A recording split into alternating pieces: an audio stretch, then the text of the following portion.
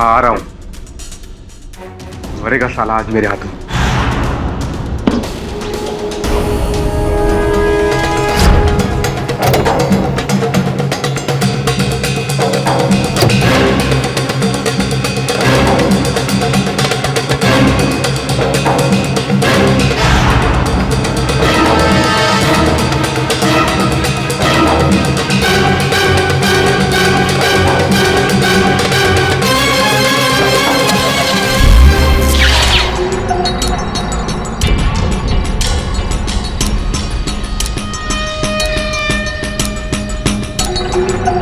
कितनी देर लगा दिया आने में?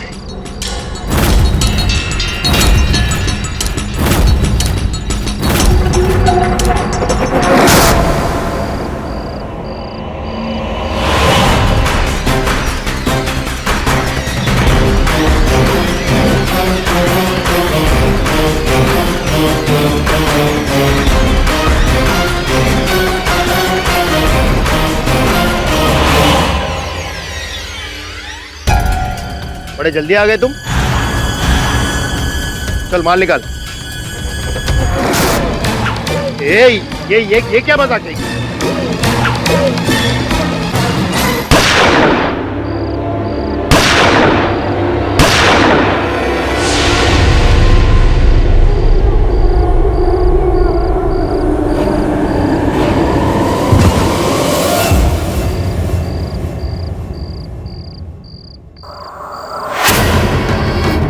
भैया भैया भैया, ये क्या हो गया भैया?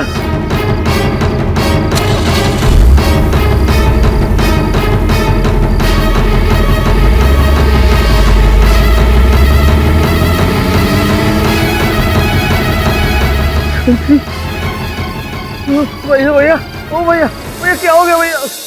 आप इस तरह सच्चाई को कैसे झुठला सकते हैं मिस्टर तिवारी? यहाँ इस रिकॉर्ड में जिन जिन विक्टिम्स के नाम दर्ज हैं, मैंने उन सबसे बात की है और उनका कहना है कि उनको एक पैसा कमीशन नहीं मिला। तो क्या मैं झूठ बोल रहा हूँ? सारे पैसे अपनी जेब में डालूंगा। हमें क्या पता, हमने सुना है कि नोएडा में आपने 100 एकड़ जमीन खरीदी है। मिस्टर आचार्य, तुम इस तरह मुझ पर नीच इल्जाम नहीं लगा सकते।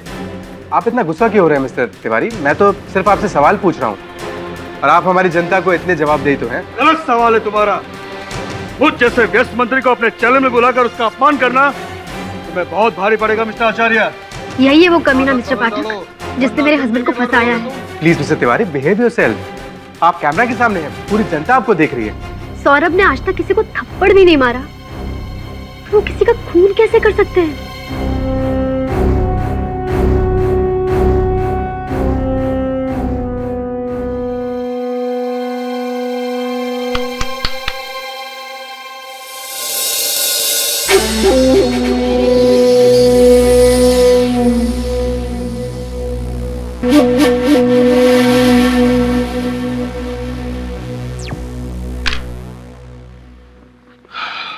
आपके पति सौरभ का स्वयं मैं भी प्रशंसक हूं। हर रात उसका कार्यक्रम देखता हूं। उसका केस अवश्य लड़ूंगा मैं, किंतु उससे पहले मैं भेंट करना चाहूंगा उससे। क्या क्या घटा उस समय उसके मुख से सुनना चाहूंगा। चलिए, इस केस के बारे में तुम जितना जानती हो बता दो, मैं लिख लेता हूं।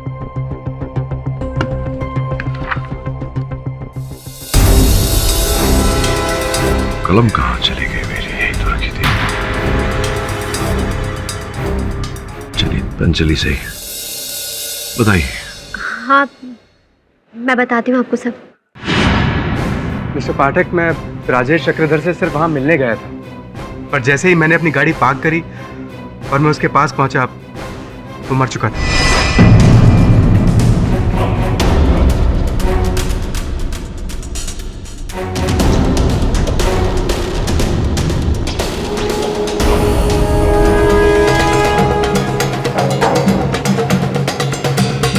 मैं उसकी लाश देखकर दंग रह गया, घबरा गया।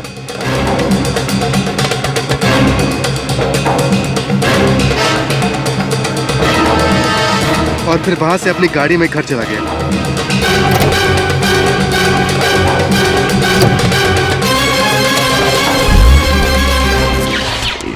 लेकिन इतनी रात गए, इतनी सुनसान जगह पर आप राजेश से मिलने क्यों गए थे?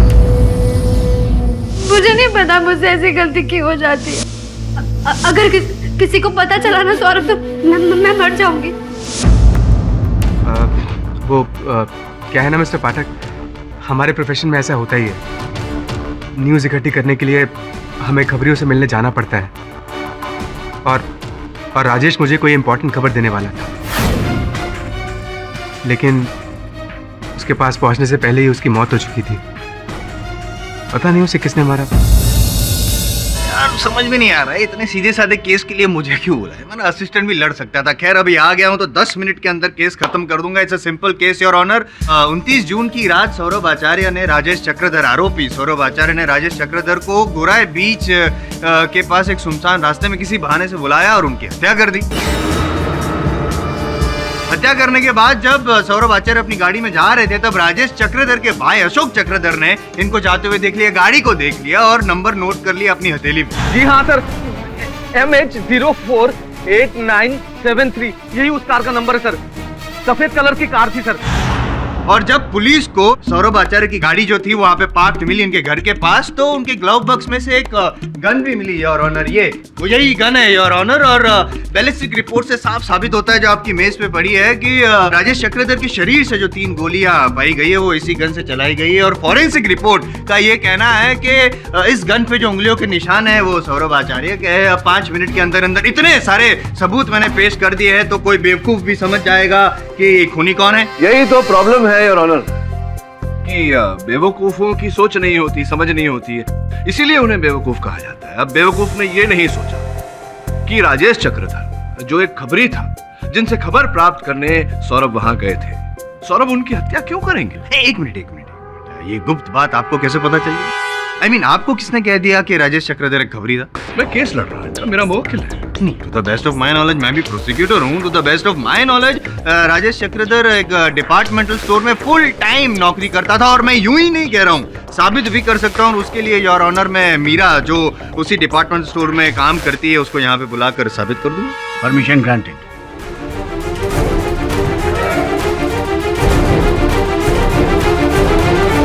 मीरा जी, आप राजेश जी के बारे में जितना भी जानती हैं, जो भी जानती हैं, प्लीज जज साहब को बताइए। योर ऑनर, मैं और राजेश गोरेगांव ईस्ट के शॉप एंड कैफे में साथ में काम करते थे। मैं कैश काउंटर पे और वो सिक्योरिटी में। हम लोग पिछले 4 साल से एक दूसरे को जानते हैं। और सर, मुझे नहीं लगता कि उसे मीडिया या पॉलिटिक्स की कुछ भी नॉलेज होगी सर। और मुझे बिल्कुल भी नहीं लगता कि वो एक खबरी हो सकता है। मुझे लगता है कि ये झूठ बोल रहे हैं। नहीं मीरा जी, देखिए क्या होता है कि खबरी का जो काम होता है वो छिपकर किया जाता है। शायद आप ये नहीं जानती, हो सकता है कि वो खबरी रहे हो, आपको इस बात का ज्ञान ना रहा हो। सर, इन सब के बारे में मुझे कुछ नहीं पता है। जहाँ तक मुझे पता है वो एक खबरी नहीं थे। जहां तक इन्हें पता है वो खबरी नहीं थे। जहां से इन्हें नहीं पता, क्या आपको वहां से कुछ पता है जो आप अदालत में साबित कर सकते? करूंगा ना। करिए। जाने को कह दीजिए। आप जाइए।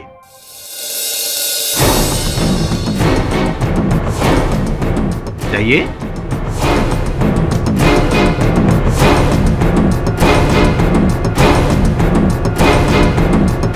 मीरा, आप अपनी जगह पर बैठ जाइए प्लीज। योर ऑनर, मैं कुछ कहना चाहती हूँ। कहिए। सर, मैंने उस लड़की को कहीं देखा है।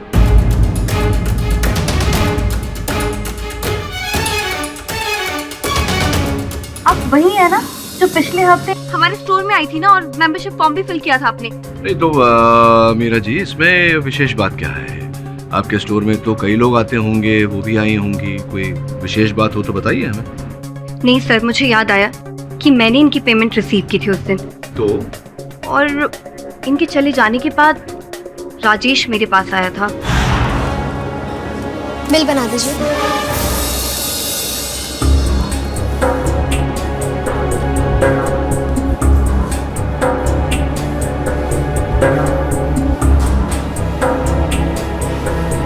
कैश पेमेंट और कार्ड पेमेंट?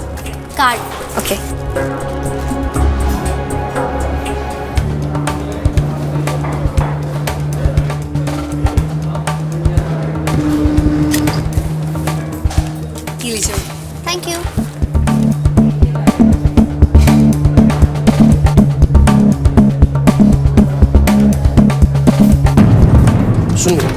हाँ बोलो। वो जो भी मरून ड्रेस में लेडी शॉपिंग करके गई ना, उसने कार्ड पेमेंट किया या कैश पेमेंट किया? कार्ड से। क्यों? कुछ नहीं, उसने मेंबरशिप फॉर्म भरा है? हाँ। देना जरा मुझे।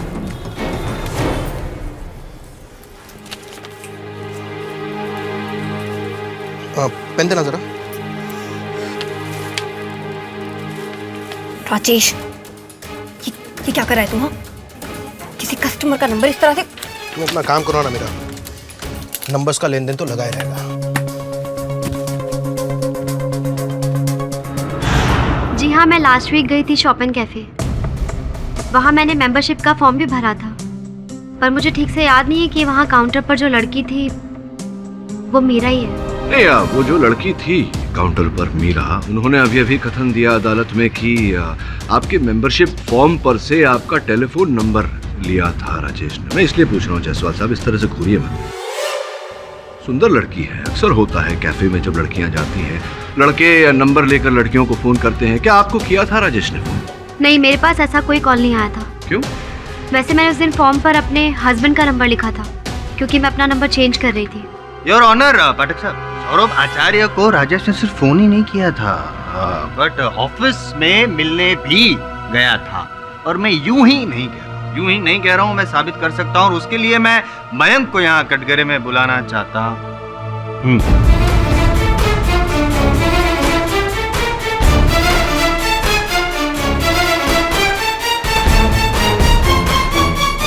मयंक जी, बताइए कि आपने राजेश को ऑफिस में कब देखा? वही जिस दिन सौरभ ने सदानंद तिवारी का इंटरव्यू लिया था, उसी की जस्ट बात। वेल डन सौरभ, क्या खिंचाई की तुमने मिनिस्टर की। Thank you. तो तुम लोगों को आज पता लगा? आज तक ये कितने लोगों की पोल खोल चुका है। Thank you boss. Guys, Saurabh मेरी चैनल का महाराणा प्रताप है, एकदम निडर और हमेशा सतर्क। और उनकी गिदड़ गप्पियों से घबराना नहीं तुम। हाँ, I'm with you। Thank you boss. Yes Saurabh sir, आपसे कोई राजेश चकधर मिलने आया है। हाँ, मेरी उनसे फोन पे बात हुई थी, उन्हें मेरे केबिन में भेज दो। ठीक सर।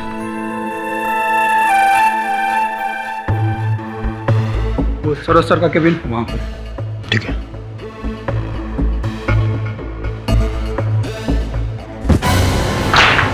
सॉरी, माफ कीजिएगा।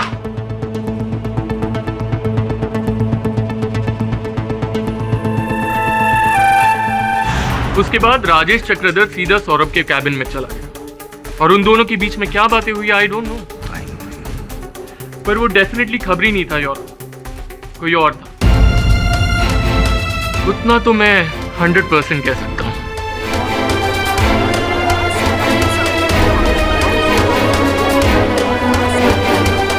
मिस्टर सौरभ आचार्य, क्या आप राजेश चक्रधर के बारे में कुछ और सच्चाई बताना चाहेंगे अदालत को, जो अब तक अदालत को नहीं मालूम? योर ऑनर, जहां तक मैं जानता हूँ राजेश एक खबरी था। झूठ बोल रहे हैं आप, सफेद झूठ।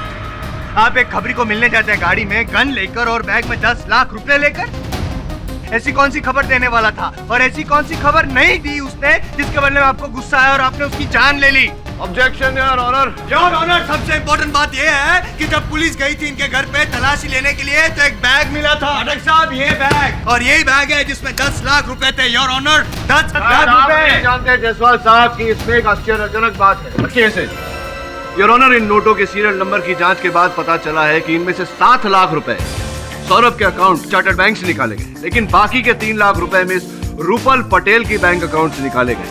मैं जानना चाहूंगा उन्हें यहाँ बुलाकर कि उनके बैंक अकाउंट से निकाले गए 3 लाख रुपए सौरभ की बैग में कैसे आए।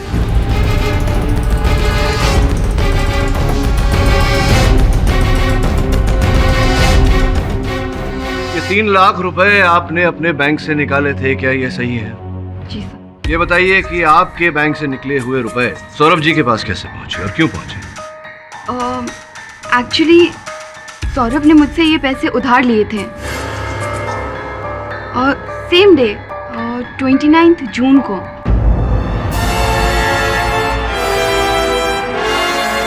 कुछ काम डिस्कस करने के लिए मैं उसके कैबिन में गई थी। सौरभ, आज शाम की न्यूज़ डिबेट के लिए हमने कुछ फैक्ट्स इकट्ठे किए। डिस्कस करनी थी तुम्हारे साथ। रूपल प्लीज यार, मुझे 2-3 दिन के लिए माफ कर दो। तुम्हें जो भी काम है बॉस के साथ मिलकर हैंडल कर लो। पर तुम इतने परेशान क्यों नजर आ रहे हो? Any problem? हाँ यार, है एक प्रॉब्लम। खैर छोड़ो ना। कम ऑन, बताओ, maybe I can help you. Okay Rupal, can you give me 3 lakh rupees? Urgent requirement है। मैं तुम्हें नेक्स्ट मंथ ही रिटर्न कर दूंगा।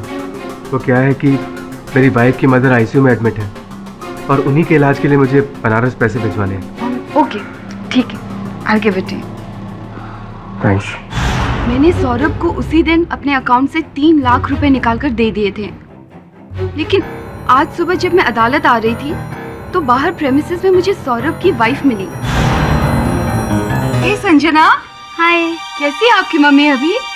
मम्मा बिल्कुल ठीक है। क्यों, क्या हुआ उन्हें? अरे आईसीयू में भर्ती थी ना? नहीं, मेरी मम्मा बिल्कुल ठीक है। किसने कहा तुमसे? आई एम श्योर किसी ने मजाक किया होगा। आधे घंटे पहले मेरी मम्मा से बात हुई है। लेकिन जब खुद संजना कह रही है कि उसकी मम्मी बिल्कुल ठीक है, तो फिर सौरभ ने मुझसे झूठ कहकर 3 लाख रुपए क्यों मांगे?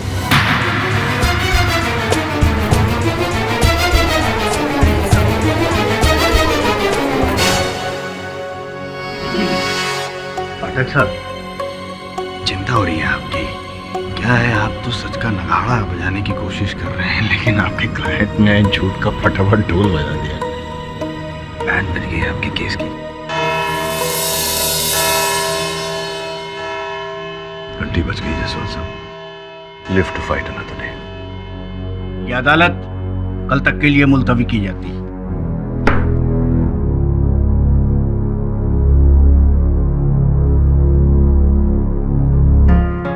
क्या कर रहे थे?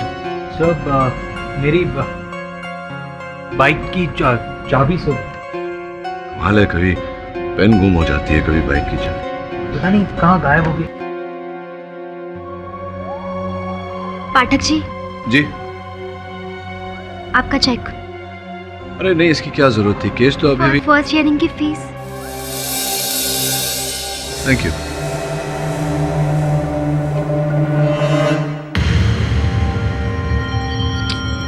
सर बाइक की चाबी नहीं मिली। मुझे मिल गया वरुण।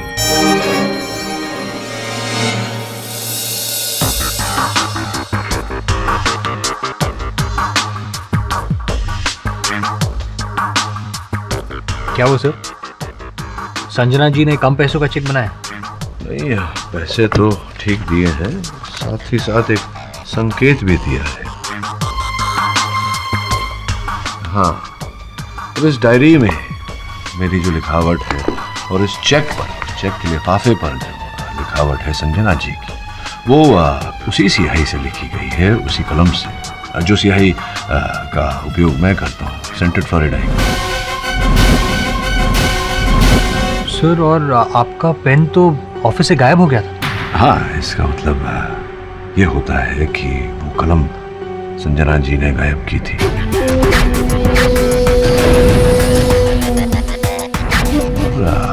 उस दिन अदालत में तू संजना जी के बगल में ही बैठा था जब तेरी बाइक की चाबियां लापता हो गई।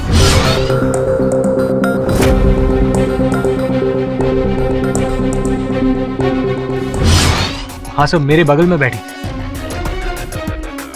इसका मतलब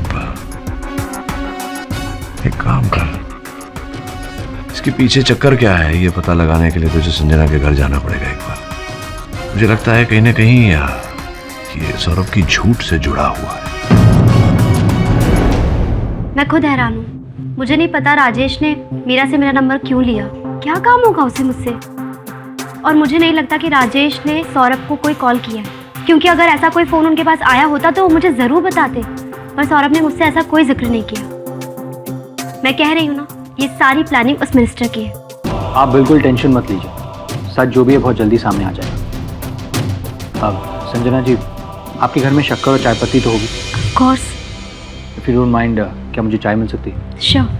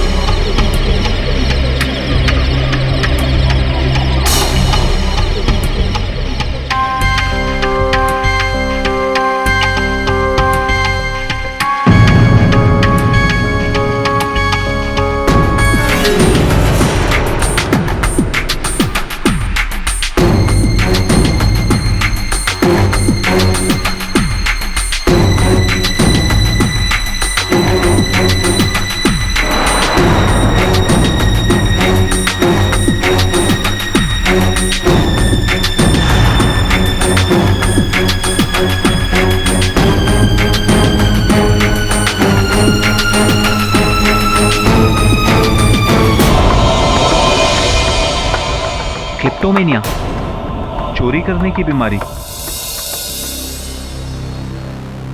मेरी वाइफ एक क्लेप्टोमैनियक है।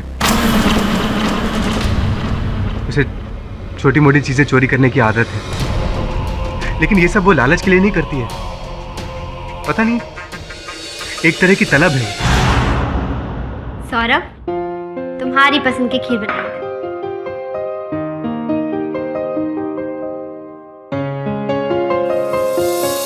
ये चम्मच?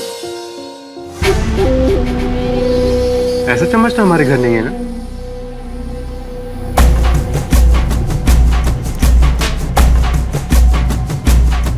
उस रात जब हम डिनर करने गए थे क्लासिक होटल में, वहां देखा था मैंने ये चम्मच।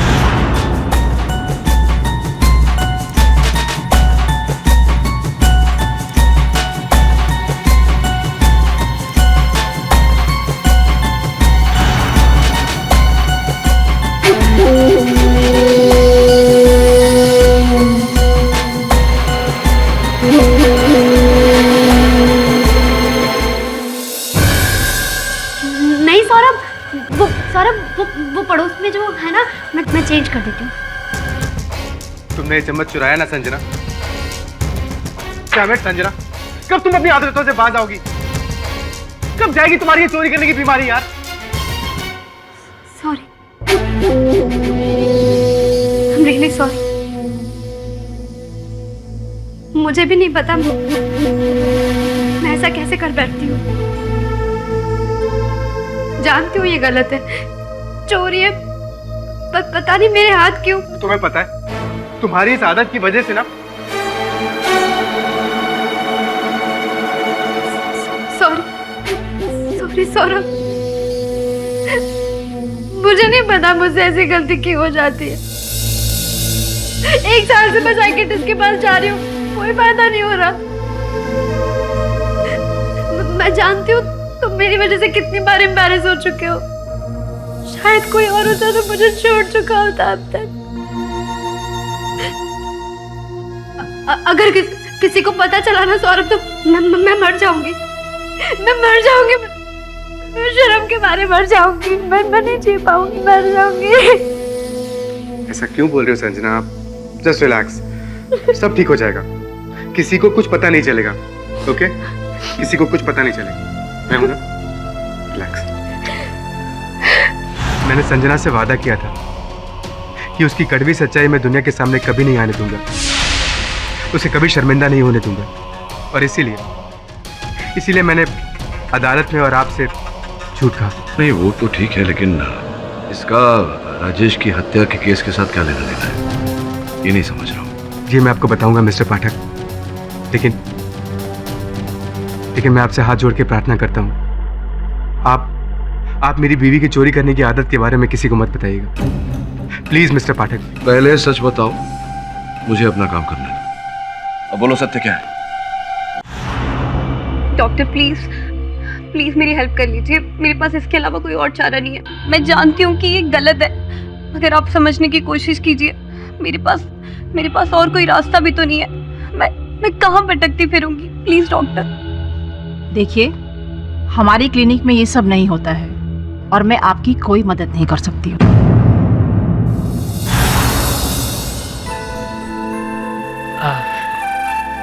Sorry if I'm disturbing you.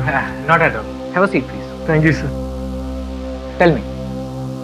Boss, वो सौरभ का कुछ पता नहीं क्या होगा, फांसी या फिर उम्र कैद।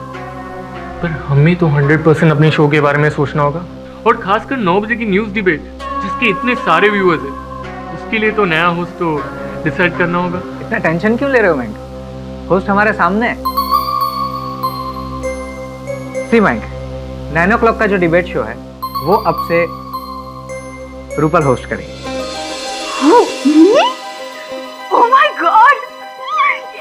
Congrats, Rupal. Thank you, Mr. Desai. Pleasure. Congrats. Thank you. Hello, अच्छा जीवन बीमा वाले बोल रहे हैं? हाँ जी, बोलिए। जी राजेश का सब कुछ मैं ही हूँ, मेरे सिवा और कोई नहीं है उसका। हाँ तो कब आ रहे हो आप लोग बीमा का पैसा लेकर? हाँ हाँ थोड़ा जल्दी आना प्लीज। हाँ जियो भाई, तू ऊपर गया तो गया, लेकिन नीचे मुझे सेट कर गया। तू चिंता मत कर, तेरा श्राद्ध मैं बड़े धूमधाम से रीति रिवाज से करूंगा, ताकि तेरी आत्मा भी कहीं सेट हो जाए। मजा आ गया। योर ऑनर, इस मुकदमे को आगे बढ़ाने से पहले मैं कुछ वस्तुएं अदालत के समक्ष प्रस्तुत करना चाहूंगा। Permission granted. ये मेरी कलम और ये मेरे सहायक की खोई हुई बाइक की चाबियां। मिस्टर पाठक प्लीज प्लीज आप कुछ मत बोलिए। मुझे बोलने दीजिए सौरभ जी। सच को छिपाकर कभी किसी को कोई लाभ नहीं हो, और मैं यहाँ आपके पत्नी की भावनाओं को ठेस नहीं पहुंचाना चाहता, केवल सत्य को बाहर लाना चाहता। ट्रस्ट मी योर ऑनर, वास्तविकता में इनकी पत्नी संजना जी को एक बीमारी है, क्लेप्टोमेनिया।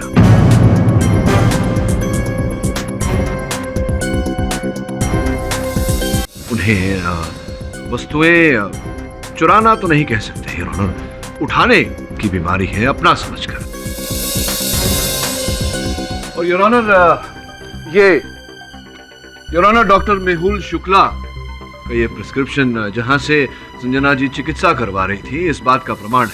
आपके प्रमाण का मुझे सम्मान है पाठक साहब, लेकिन इनकी जो निजी बीमारी है उसका हवाला देके आप केस को भटकाना क्यों चाहते हैं?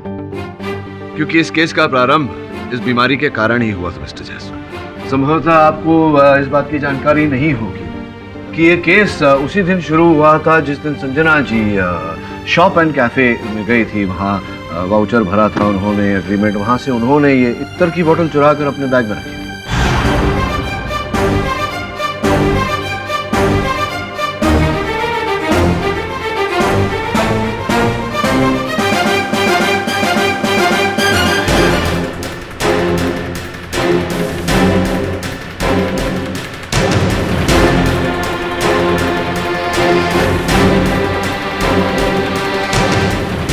और संजना जी की ये चोरी राजेश चक्रधर ने पकड़ ली, जो उस समय सुरक्षा कक्ष में ड्यूटी पर था।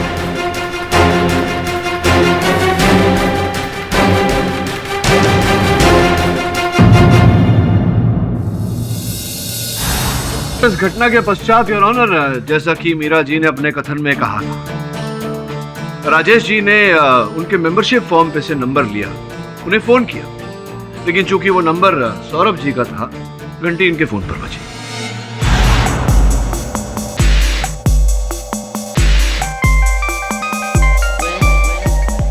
हेलो, कैसे है सर जी आप? मिलना था आपसे। कौन हो तुम? क्या काम है? काम तो आपका है सर, मेरा नहीं है। मेरा काम? अरे एक बार सर आप मिल तो लो, कुछ इंटरेस्टिंग चीज दिखानी आपको। अरे सर ज्यादा सोचिए मत, अगर मुझसे नहीं मिलेंगे ना तो बहुत पछताओगे। बस ये समझो सर, लाइफ स्टिंग ऑपरेशन। जल्दी बताइए कहाँ मिलूं? Meet in the office. इसके बाद राजेश सौरभ से मिलने इनके ऑफिस पहुंचा। बाय गॉड, बहुत बड़ा फैन हूँ आपका मैं, रोज टीवी पे देखता हूँ। क्या बोलते हैं आप, बड़ा मजा आता है सर। बोलो, क्या स्टिंग ऑपरेशन दिखाना चाहते हो? लेकिन एक बात का याद रखना, अक्सर हमारे पास लोग नकली टेप्स लेकर आ जाते हैं पैसे कमाने के चक्कर में, सो बी केयरफुल। नकली कुछ नहीं है, सब कुछ असली है, लेकिन बैठकर दिखाऊंगा तो बड़ा अच्छा लगेगा। Have a seat. आपके लैपटॉप में सीडी चलता है? जी हाँ। ये जरा चलाइए। लेकिन क्या है इसमें? अरे सर सब कुछ बता दूंगा तो देखने में क्या मजा आएगा, आप खुद ही देख लीजिए। Live sting operation.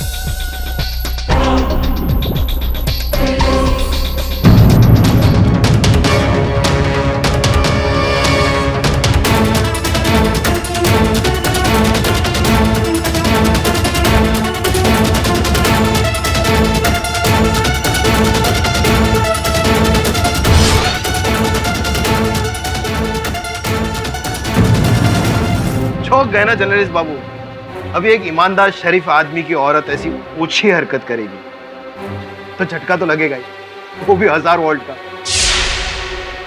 अरे खैर छोड़िए, इन सब चीजों से मुझे क्या लेना देना, आपसे ज्यादा नहीं लूंगा, क्योंकि आप एक होनहार रिपोर्टर है। तो सिर्फ 10 लाख। 10 लाख 2 दिन के अंदर दे जाना और ये सीडी ले जाना, ठीक है? कमीने, तू मुझे ब्लैकमेल करेगा? रुक, मैं अभी पुलिस को फोन करता हूँ। अरे ना, पुलिस को बुलाने की क्या जरूरत है? फिर तो ना ये स्टिंग सिर्फ तुम्हारे चैनल पर नहीं, देश के सारे चैनल पर चलेगा। कितनी बदनामी होगी तुम्हारी, है ना? अच्छा लगेगा। लोग क्या कहेंगे कि एक बहुत बड़े मीडिया रिपोर्टर की बीवी छोटे मोटे दुकान से परफ्यूम चुराती है। अच्छी बात नहीं है ना? ये जो परफ्यूम की खुशबू है ना, तुम्हारे करियर को पूरा सड़ा देगी। और जो पूरा दिन तुम ये नेता मंत्रियों की ये सब जो खिंचाई पिटाई करते रहते हो ना न्यूज पे, वो सब तो तुम्हारी बैंड ही बजा देंगे। सिर्फ 10 लाख का सवाल है, 10 लाख। जोर जबरदस्ती नहीं है। अगर आप कहेंगे तो मैं यहाँ से चला जाऊंगा, रिवर्स गियर मार के यहाँ से चला जाऊंगा और सीधा जाऊंगा मंत्री जी तिवारी जी के पास जाऊंगा। वो वैसे भी आप पे घात खाए हुए, वो तो ये सीडी 20 लाख में लेने को भी तैयार हो जाएगी। सोच लो, कोई जोर जबरदस्ती नहीं है। 10 लाख या फिर करियर पे लात।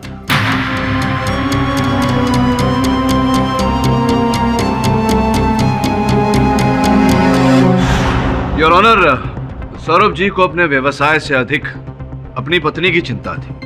इसीलिए राजेश जी के ब्लैकमेलिंग के आगे इन्होंने अपने घुटने टेक दिए और 10 लाख रुपए देने को राजी हो गए। पैसे जोड़ने में इन्हें 3 लाख रुपए कम पड़ रहे थे, जो रकम इन्होंने रूपल जी से उधार ली।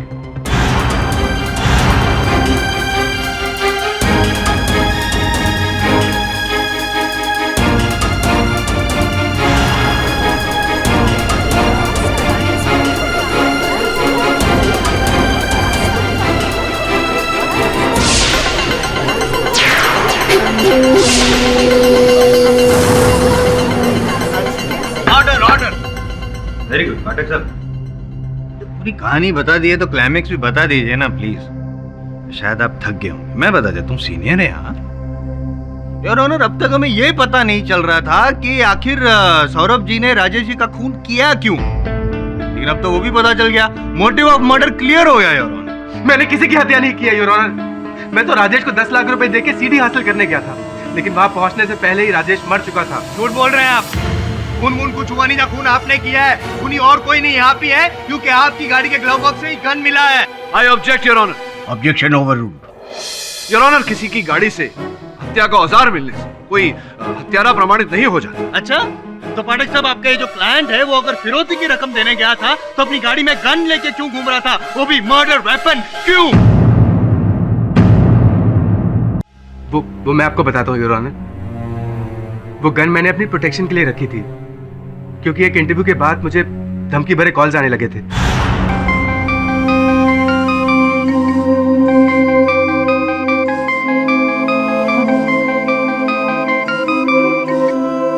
हेलो सौरभ आचार्य, तूने तिवारी भैया जी से पंगा लेके अच्छा नहीं किया है और चर्बी चढ़ गई है ना तुझे।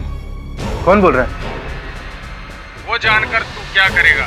बस इतना जान ले, तूने जो भैया जी को अपमानित किया है उसकी कीमत चुकानी होगी तुझे, वो भी सूद समेत तुझसे बदला लेंगे। अरे मेरी बात तो सुनो। और सिर्फ एक बार नहीं, 2-3 बार मुझे वो धमकी भरे कॉल्स आए। नॉर्मली मैं इन कॉल से घबराता नहीं हूँ, लेकिन जब मेरी बॉस से मेरी बात हुई तो क्या करूं मिस्टर देसाई? चूड़ियां पहनकर घर में बैठ जाऊं?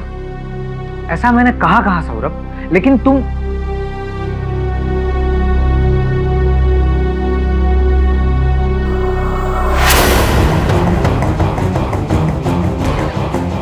Keep it with you. मैं इस गन का क्या करूंगा मिस्टर देसाई? क्या करूंगा मतलब अपनी हिफाजत करोगे सौरभ? तुम्हें थ्रेटनिंग कॉल्स आ रहे हैं, तुम पर हमला भी हो सकता है, और वैसे भी तुम लेट नाइट घर जाते हो। Please keep it.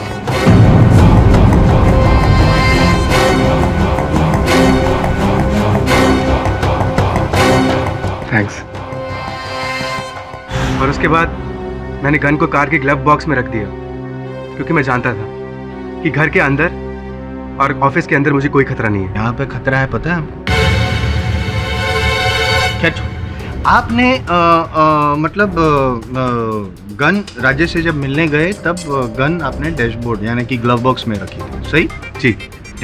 और उसके बाद आप गाड़ी से उतरकर चल के गए राजेश से मिलने के लिए। तो मेरे हाथ में गन नहीं थी, सिर्फ बैग मेरे हाथ में था। गन नहीं थी, बैग ही था ना? जी। चलो मान लेते हैं ना, आपकी बात मान लेते, कोई बात नहीं।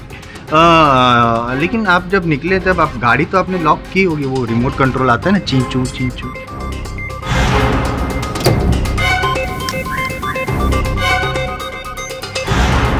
लॉक किया था। और जब आप गाड़ी लॉक करके चल के राजेश तक पहुंचे तो वो दूरी कितनी थी? तकरीबन 2-2.5 मिनट लगे थे मुझे वहां पहुंचने में। सही सही, परफेक्ट। और जब आप वहां तक पहुंचे राजेश तक, तब वो ऑलरेडी मरा हुआ था। जी हाँ।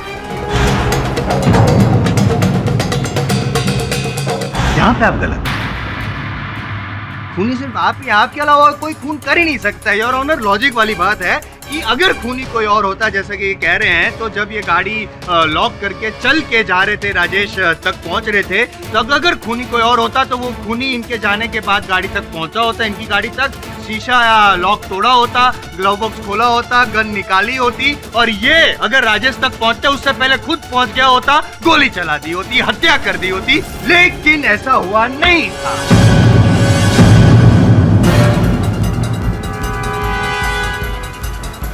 क्योंकि जब तक सबसे पहले तो ये जनाब वहां पे पहुंच चुके थे योर ऑनर, और अपना काम तमाम कर चुके थे। नहीं, मैंने ऐसा कुछ नहीं किया। अरे तो फिर सिर्फ दो मिनट के अंदर कैसे आप वहां पे पहुंचे? उससे पहले क्या कोई भूत आया जो उड़ता उड़ता आया, आपकी गाड़ी का शीशा खोला, ग्लव बॉक्स खोला, गन निकाली, उड़ता उड़ता वापस गया और फिर गोली भी चला दी? ऐसा हुआ था क्या? है देखिए मेरी क्या देखूं मैं? आप नहीं देख सके थे कि कौन था वो बंदा जिसने गोली चलाई? अरे देखा नहीं, चलो कोई बात नहीं, इनविजिबल भूत था, लेकिन क्या गोली चलने की आवाज भी नहीं सुनी आपने? हाँ, अरे झूठ बोल रहे हैं। कितना उल्लू बनाएंगे आप सबको, कितनी झूठी कहानी बनाएंगे। मैं मानता हूँ कि गन कार के ग्लव बॉक्स में थी, मगर मुझे नहीं पता उस गन से खून कैसे हुआ। मुझे कुछ समझ में नहीं आ रहा है, मुझे पता है वो खून कैसे हुआ। योर ऑनर, बहुत सिंपल सी बात है, राजेश ने इनको धमकाया, ब्लैकमेल किया कि वो अगर सीडी चाहिए तो 10 लाख रुपए दे। इनको गुस्सा है, गुस्सा तो आना ही चाहिए। आया था कि नहीं गुस्सा? आया था? आया था? नहीं आया था? चुप है, इसका मतलब कि गुस्सा आया था। लेकिन अपनी जो पत्नी थी उसकी बीमारी को छुपाने के लिए वो वहां तक गए, राजेश को पैसे देने के लिए गए, लेकिन इनके अंदर का जो गुस्सा था उसको वो झुका नहीं पाए योर ऑनर, और राजेश चक्रधर को मार दिया।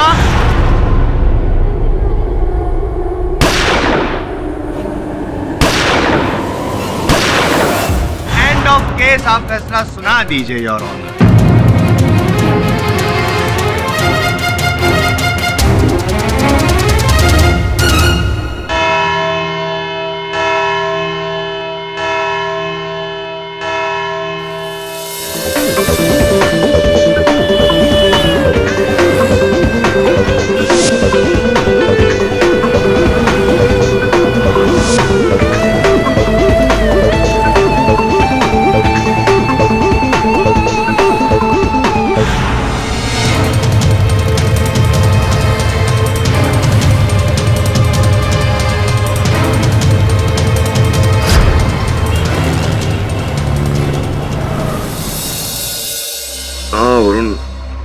तो हैरानी वाली है,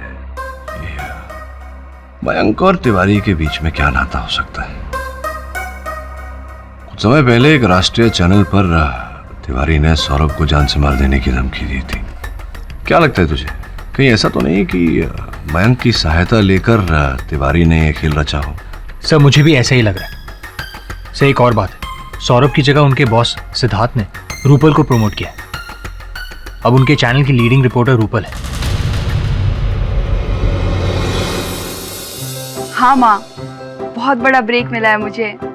अब आप देखना मैं पापा का नाम कैसे रोशन करती हूँ। बस एक बार, 1 मिनट मामा, दरवाजे पे कोई है, मैं आपको थोड़ी देर में फोन करती हूँ।